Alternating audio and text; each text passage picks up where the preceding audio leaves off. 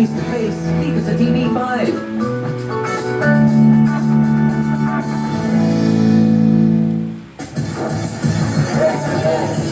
Natural lamang ng mga magkakapatid ay nagkakaroon ng awayan, alitan, habang sila ay lumalaki.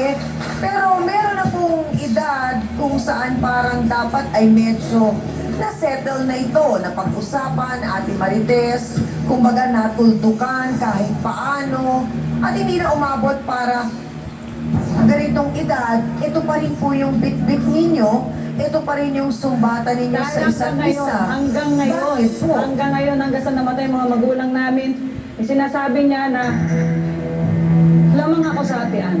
Kumbaga kasi, alam niyo po ba yung property na kuha namin dahil sa tatay namin. Okay. Na kinalagayan niyang tatay niya. Bakit hindi ba natatay yun? Hindi mo tatay yun. Tatay ko yun. Una ko lang din yung tagi tatay bago mo ganyan tagi tatay. Isa pa yan sa dinadahilan ko sa'yo. Pagka uwi si daddy nung ginagawa mo, inaagaw mo ang atensyon. Hindi Naalala mo nung sa airport, naalala mo sa airport, nag-iiyak ako nung umalis. Ano sabi mo sa akin? Dapat ka lang umiyak kasi hindi ka mahal ni daddy. Tama ba yung sabihin mo? Hanggang ngayon ba naman sa anak? Negative ang ginagawa mo pa negative rin? ng ate Chico. Hindi mo ba kayo nag-aalala, Aling Marites at Aling Leticia, na ito pong problema ninyo ay umabot na hanggang sa mga anak po ninyo? Na eto na ang nangyayari ngayon. Pareho po kayo may problema doon. Problema. Huwag po kayo magagalit sa akin, ha? Base po sa narinig namin mga kwento po ninyo, may pagkukulang po kayo, may pagkukulang din si May Ate pagkukulang Marites. din. Kumain sa kanya, dapat ay ang layo niya yung kanya. Kahit ano pa man ang gawin ko dito sa lalaking to, matanda na to eh. Ayun na nga po eh. Anak ko eh. Matanda nga po yung sa inyo. So dapat yung Kaya matanda dapat po sila yung kanya. ang gumagabay po sa bata. Walang mawawala sa anak ko. Laki yun, hindi mabubuntis yun. Ang problema sa kanya mabubuntis. Kaya dapat, bantayan niya yung sa kanya. Aling Marites, at Ate Marites, pareho pong talo ang mga bata. Pag Pareho nga po. yun. Sa tingin mo kasi ako ang mali. Talagang ito. Oo, na granted na. Lagi ka namang panalo pag ako nagkakambaba, di ba? Ngayon Oh, nakikita mo. nagpapakumbaba na. Sinabi na siya na ang mali. Nadi, O, ano pa ang anak gusto ko, mo? wala ako kontento. Ano pa ang gusto mo, Nadi, ano na Ate anak ko? Marites? Ano nga yung gusto mong gawin? Pero alam niyo po na noon pa yung alam niyo noon pa yung relasyon, di ba? Relasyon. Nanay ako. Magkakapalit na ng sitwasyon. Iyong babae, akin ng lalaki. Aalagaan ko Hindi sa nga yun ang babae. punto eh. Hindi yun ang punto kung kanino ang babae o kung kanino ang lalaki. Hindi yun ang punto. Ang problema po ay may relasyon sila. At Ah, yun ang dapat may tugunan. relasyon Pero sila. kayo, busy kayong kakabalik sa nakaraan. Ang ginagawa mo, inaano mo na konsentidora akong ina. Paano Konsentidora ang ina. Konsentidora. Dr. Camille, paano po ba natin sisimulang ayusin ang problemang ito ng magkapatid? Una-una, Chang, alam mo, napakahirap talaga pag adults na yung sinasabi. Hanggang ngayon, may sibling rivalry pa. Kasi yung mga bagay na yun at mga issues na yun, dapat nare-resolve yun. Dahil ang tendency nun, masyado kayong naka-engross dun sa kompetensya, dun sa pag-iiringan nyo, and it comes to a point na napapabayaan nyo ang mga anak nyo. Dahil kasi, kahit nasabihin nyo na nandyan sila, inaalagaan nyo, ang iisipin nyo pa rin, paano mauungusan yung isa, paano Oo. magagawa ng paraan na ganito yung gagawin ko. So, ang nangyayari, Parang alam hindi nyo, sila pwedeng maging happy para dun sa magandang nangyayari dun sa isa. totoo Or sa yung isa. So, ang tendency na nyo, na-stress out kayo sa sarili nyong kagagawan. Napakahirap nito eh. Dahil, much as gusto namin kayong tulungan, una-una, ano kayo eh, may mga edad na kayo, napakahirap na may mag-mediate pa dyan. The only way na iisipin nyo, kung marirealize nyo, meron bang nagawang kabutihan ang bawat isa noong mga panahon na bata kayo, doon kayo mag-umpisang magbilang. Kung meron tayong kindness list or i-document natin kung merong mabuting nagawa si Aling Leticia kay Marites at kay Marites kay Leticia, doon tayo mag-umpisa. Kasi puro negative lahat ang hina-harbor nyo. Maraming salamat, Dr. Camille. Alam mo, nalulungkot akong nakikita kayong ganyan. Na umabot kayo sa ganyang edad, ganyan pa rin yung pinag-aawayan ninyo. Di ba nga ho may kasabihan? Huwag po kayo magagalit sa akin. Ang hirap nang wala tayong pinagkatandaan. Di ba mga kasawsawan? Naku, bumoto nga muna kayo. Ay nako mga kapatid, o eto na, may problema talaga ngayong umagang ito ay magkapatid at nakita na natin ang kanilang mga dahilan, nakita na natin ang mga sinasabi nila kung bakit may sama sila ng loob sa isa't isa. Ang tanong ko ngayon sa inyo, sa problema nitong mga anak nila na nagkaroon ng relasyon, sa tingin nyo, sino kaya ang meron talagang gustong gawing tama? Pula ba o puti? Taas ang mga placards. Go!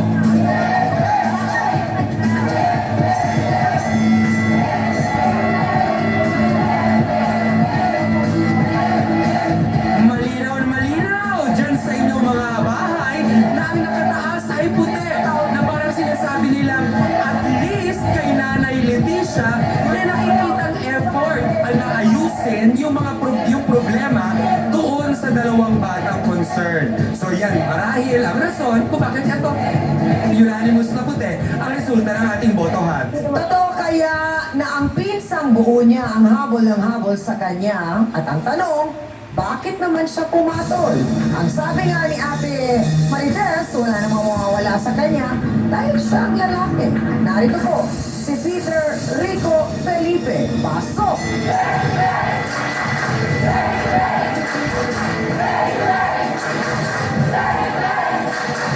Peter, interesang tanong. Totoo ba na may relasyon kayo ni Garlet? Nagkaroon po. Nagkaroon. Paano nagkaroon ng relasyon? Ang nag-umpisa lang din po yun nung binibiro ko siya na ligaw ko nga, ginagawa ko. Pero Alam niyo naman na magpinsang kayo. oo, alam ko. Okay. Pero parang kahit na biro, hindi siya magandang biro. Pero magandang big. Ano ikaw yung mas may edad? Opo. So dapat ikaw ang nagkagabay sa kanya. Ah. So paano naging Pero ganun? dumating po yung time na hanggang sa nagiinuman kami ng mga tropa ko, sumasama siya. Ang nangyari yun kasi, nung medyo groggy na rin, nung tinanong ko siya ng anak kung ganun ba, kung pumayag siya na, sabi niya okay lang na mag-something nga daw. So ikaw ang nagtanong sa kanya. So ikaw ang nagsimula, hindi si Garlet.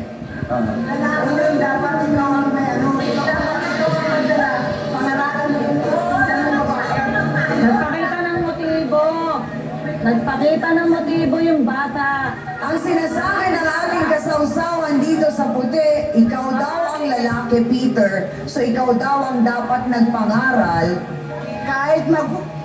Kahit magubad yung pinsan mo, pangaralan mo dapat. Ha? Kasi nakakatanda ka eh, pinsan mo yan eh. Kahit Pasok naiingit ka ba?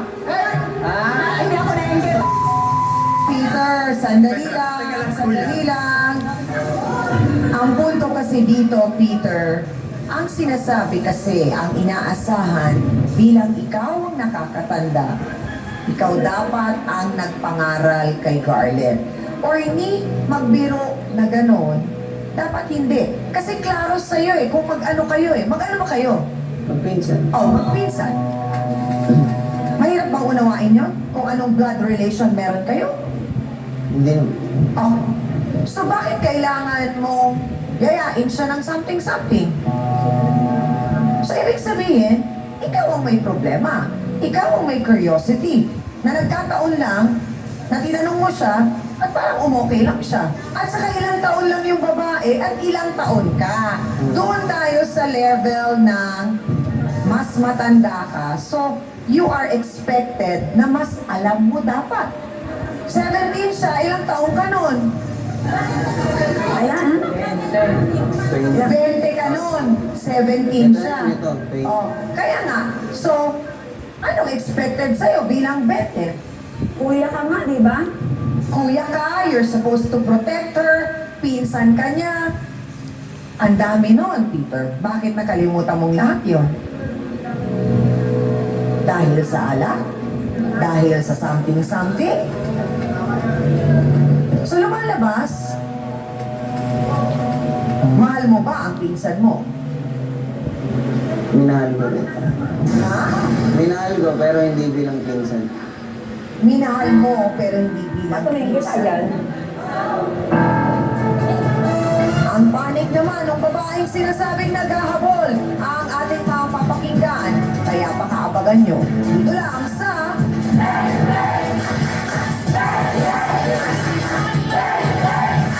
12 years old lang po ako nung nagka-crush ko sa kanya.